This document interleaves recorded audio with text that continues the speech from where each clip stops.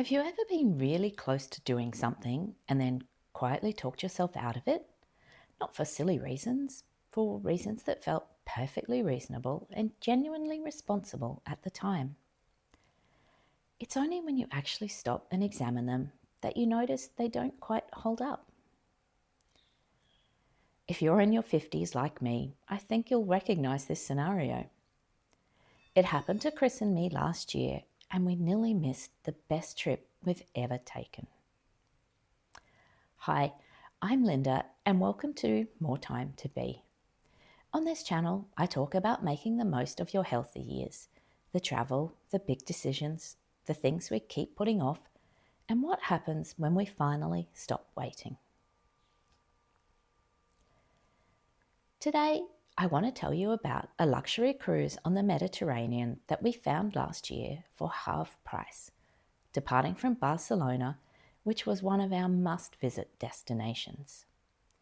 And we nearly said no. So, first, a bit of context. Chris and I had been trying to organise our annual December holiday for a few months. December and January are the only time the business shuts down for a few weeks. Plus, I have school holidays off work, so that's when we try and schedule a holiday. It feels a bit restrictive, but that's what works for now. We kept putting the planning off, and I think for me, it's because I organised every single family holiday when the kids were little. Every booking, every decision, every detail, mostly by myself because Chris was flat out with the business. And after years of that, somewhere along the way, holiday planning started to feel like just another job.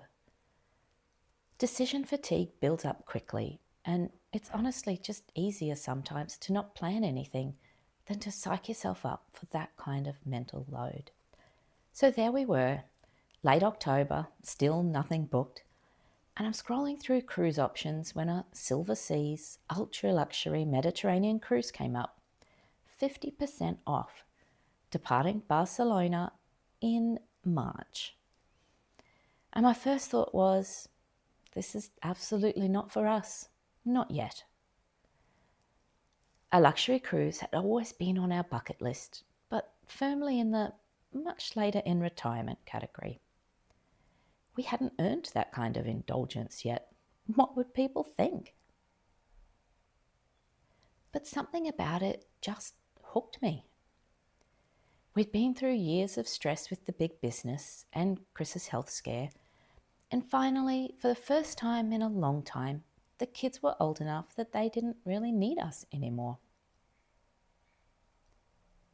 So I mentioned it to Chris, fully expecting him to say no.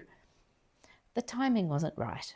It would mean me asking for 3 weeks off work during school term, and Chris has never been great at switching off completely from work when the business would have to continue while we were away.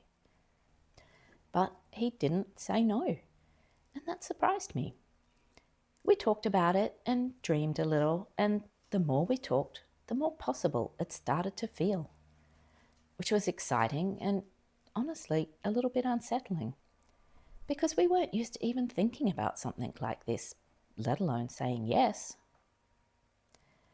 But the guilt crept in pretty quickly. Was it unfair to ask colleagues to cover for me for 3 weeks? Was this too indulgent before we'd even retired? Could Chris organise jobs or problem solve from the other side of the world? Was it too much to ask the kids to look after the dogs?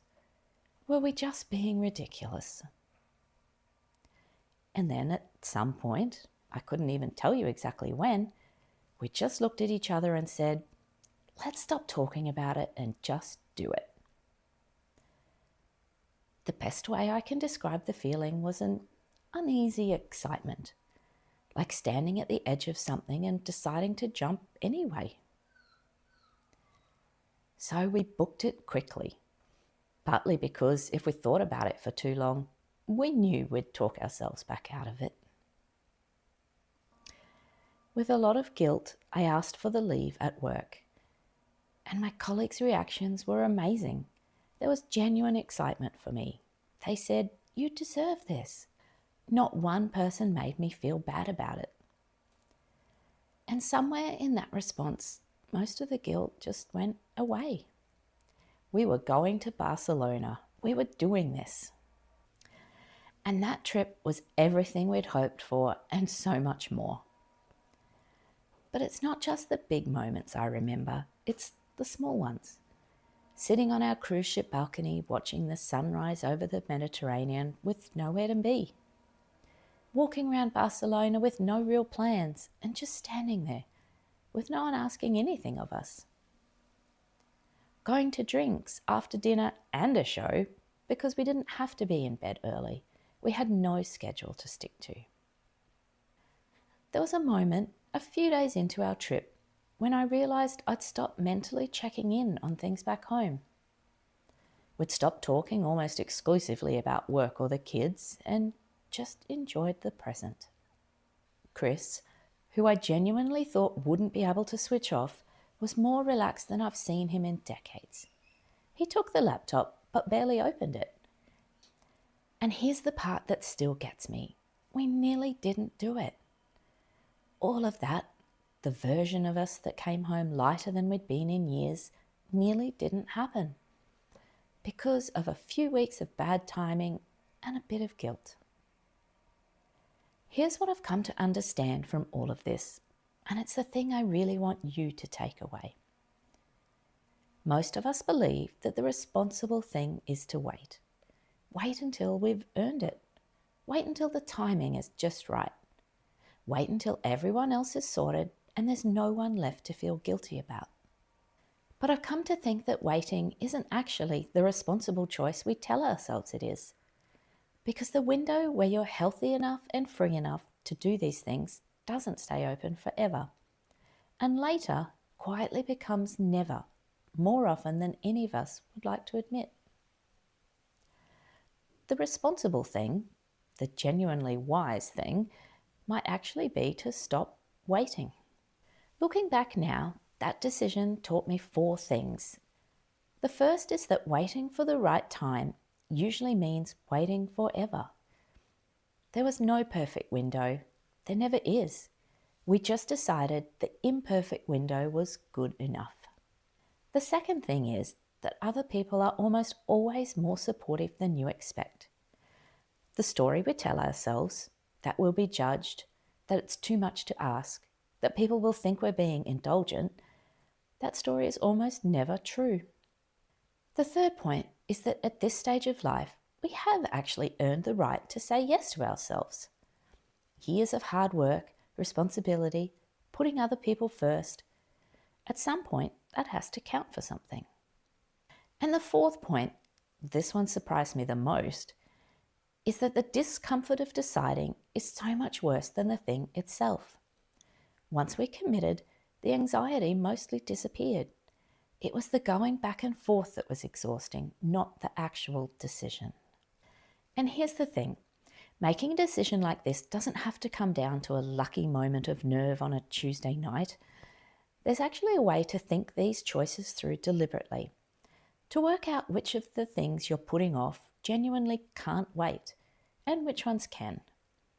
To tell the difference between a real reason and just a comfortable excuse. That's part of what I'm sharing on this channel, and it's the heart of a book I've been writing, which I'll tell you more about soon.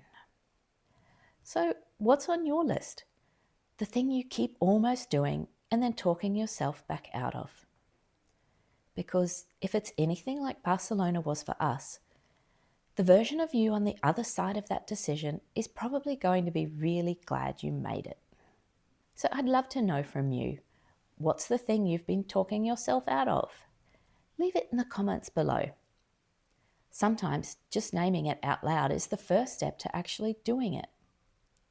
And honestly, your comments help shape this channel and help me understand what to talk about next.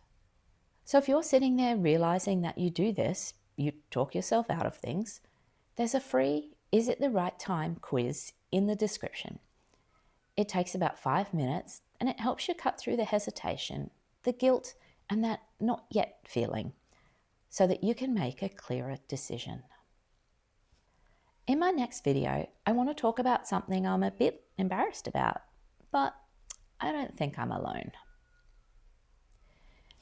There are boxes in the corner of my bedroom. Craft supplies, sewing, fabric, painting things. They've moved house with us 3 times and I've never opened them, not once. I finally worked out why, and it wasn't laziness. It's something I think a lot of us do without realizing, and once you see it, you can't unsee it. Join me in the next video to find out more. Thanks for watching, and I'll see you in the next one.